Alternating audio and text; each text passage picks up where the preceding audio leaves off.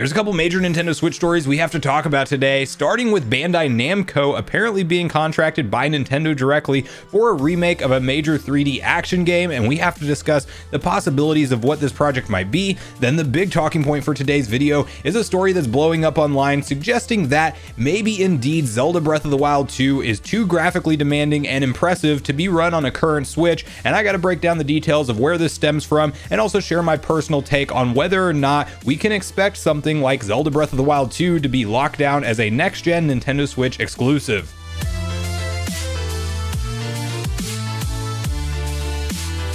What's up, Nation? If it's your first time on the channel, make sure you join Sunbro Nation by subscribing below, hit the like button on this video if you enjoy it today, and make sure you turn on your bell notification icon so you're kept up to date with all the newest gaming news. Now, as I mentioned, guys, we got a couple major stories to get through today, and we have to kick it off with the brand new news around Bandai Namco apparently working on a 3D action game remake that Nintendo has contracted them for. And this story hit late yesterday when some new job listings were uncovered around Bandai Namco and what they're hiring for. And while we don't know the details and the specifics of what this remake might be, we at least for sure know that it is a Nintendo 3D action game remake, which is enough reason for most fans, myself included, to be excited. So to quickly get on the same page with all the details that have been talked about online, I want to hop over to Nintendo Everything and read through the article that they have typed up surrounding the project. Bandai Namco contracted by Nintendo for remaster/remake of a 3D action game. A few interesting job listings recently popped up on Bandai Namco's website involving what appear to be a remaster or remake of a 3D action game in collaboration with Nintendo.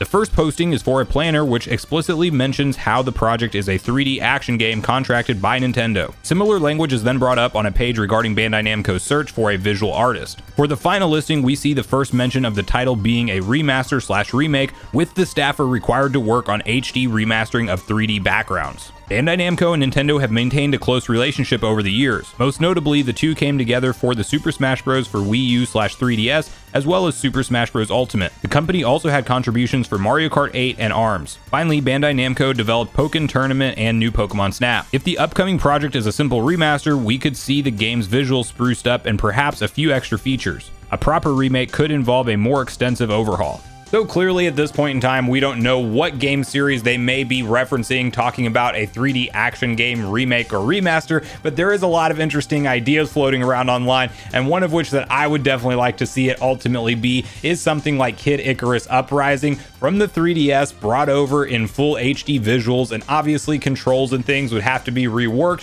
but I would love to see Kid Icarus get a true up chance to sell on Nintendo Switch with the current user base that it has, over 100 million plus. And obviously, if it did perform and sell well, it would be kind of a stepping stone of potentially getting more games for that franchise in the future, which I think would be a very exciting prospect. There is also a lot of talk around maybe Star Fox getting some kind of remake, specifically Star Fox Adventure from the GameCube, which I am all here for as well. If that game is reworked and redone with HD visuals on the Nintendo Switch, I would definitely be picking that up day one, as I do have some nostalgia from playing that game originally back on the GameCube. And another series I'm seeing talked about, which I don't know if you could fit it into the 3D action game description, as it would be more of a 3D action racing game, but F-Zero GX, for the love of God, if we got that in HD on the Nintendo Switch in 2023 or 2024, whenever this project would ultimately come out, I would absolutely freak out. And this is one that I think needs to have a second chance to sell, and Nintendo needs to see what kind of numbers this could drive in the current era, and hopefully we get a brand new from the ground up F-Zero game one day in the future, as clearly Nintendo has tons of dormant franchises that they could put just a little bit of love and care into giving a remake or remaster and putting it on the Switch,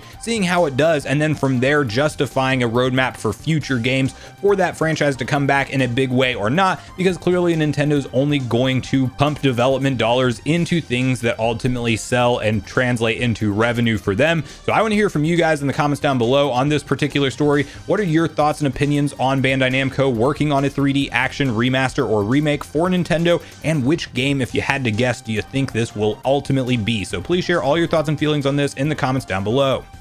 Now, the other story we're talking about today is a rather interesting one that I've seen gaining a lot of traction online, so I want to throw in my 2 cents with this, which is a conversation around the fact that Zelda Breath of the Wild 2 is, of course, looking very graphically impressive, and most recently, Digital Foundry, who is very known for breaking down frame rates in videos and breaking down kind of like a developer's perspective in how games run when they're released on new consoles, have shared their take on Breath of the Wild 2's graphical quality, and they make a case that this may indeed be too graphically impressive of a title, with things like the anti-aliasing techniques that are used and are shown to render the clouds specifically, that the Nintendo Switch in its current form with the base hardware simply cannot run these type of textures, and what we are seeing has to be tied to something like a more powerful Switch or maybe even a next gen Switch, and the recent delay announcement may actually be tied into just holding this game back, not only for more development time but to make it launch the next generation of Nintendo hardware, which of course Nintendo has done alongside of mainline Zelda games time and time again over the course of history. Now, for the sake of argument, let's say that Digital Foundry is right, and indeed what we are seeing is too graphically impressive to be run on a base model Switch right now. Well, there's a couple things that could be going on with that you'll see people talk about online, such as every now and then game companies will use PCs to render trailers as opposed to the native hardware that it will ultimately be ported to or be running on whenever you get it as the end user. However, Nintendo over the course of time has never really been spotted doing this type of tactic, and they are known for showing the game in a state that is very similar or ultimately even better as, of course, new development tactics get added in over the course of time and they can refine things. Ultimately, we see it running on the original hardware, or at least not that commonly used PC tactic that is out there with a lot of other games. So I personally don't believe that the PC rendering argument is what's going on here at all, if you just want my 2 cents on the matter.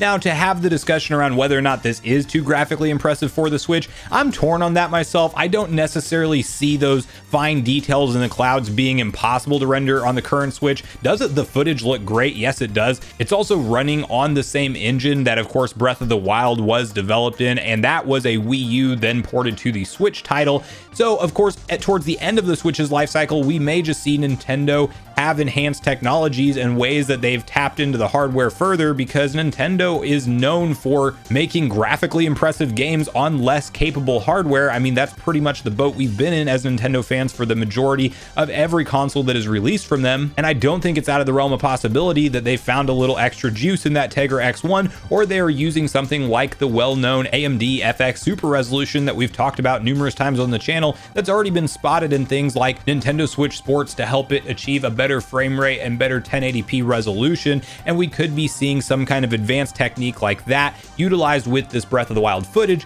However, if you've been around on the channel, if you know anything about me, you know that I've been advocating for more powerful Switch hardware for a long time, and I would like to think that maybe Nintendo has that long rumored Switch Pro or Super Nintendo Switch or new Nintendo Switch, whatever they end up calling it, around the corner, and it would make perfect sense to launch that style of console alongside of a game like Zelda Breath of the Wild, because everybody as a Nintendo fan will be in the stores getting that game day one, and what would they like to pick up alongside of it? A brand new Switch that offers you the best graphical quality in that brand new installment in such a major series like Zelda. And I just think that from a marketing and business decision standpoint, that makes a ton of sense for Nintendo to do. Not saying that is what is going on here, but definitely saying that I could see that lining up, and all those Bloomberg reports that we've seen over the years claiming that yes, indeed, there are 4K Nintendo Switch developer kits out there in devs' hands right now, and Nintendo clearly going out of their way to refute those reports and literally try to discredit Bloomberg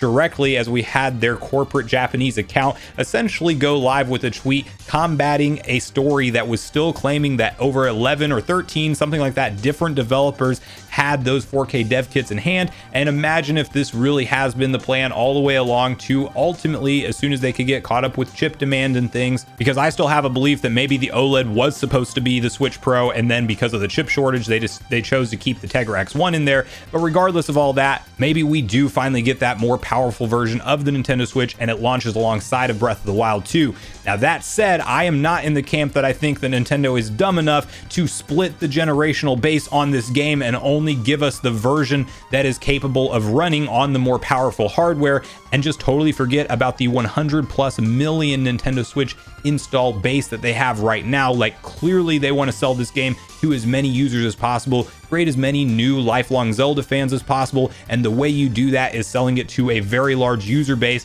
And with what the Switch has accomplished, they are not going to cut off all of those users and expect only the brand new people who are willing to upgrade to the new hardware to be able to play this game. So do I think it is an exclusive to next gen Nintendo Switch hardware or whatever the more powerful revision of the current Switch is? No, not at all. Is there a possibility that this game will look and run better in a superior resolution and a superior frame rate and with superior graphical textures on whatever the more powerful Switch hardware that may launch alongside the game will be? I think that's a very likely reality that we could see happen. Not saying it will happen, but I could definitely see that being a strategy that pays off for Nintendo in a big way. So I want to hear from you guys on your personal thoughts and feelings on this story as it's been making the rounds online. What do you think about the conversations around this? Do you think it's all silly? And for sure, the footage we're seeing is just on the base model Switch, and this really doesn't point to anything, and Digital Foundry just kind of has this one wrong looking at the textures and qualities and the anti-aliasing and things? Or are you like me and you think there's a possibility that this does launch alongside new Switch hardware,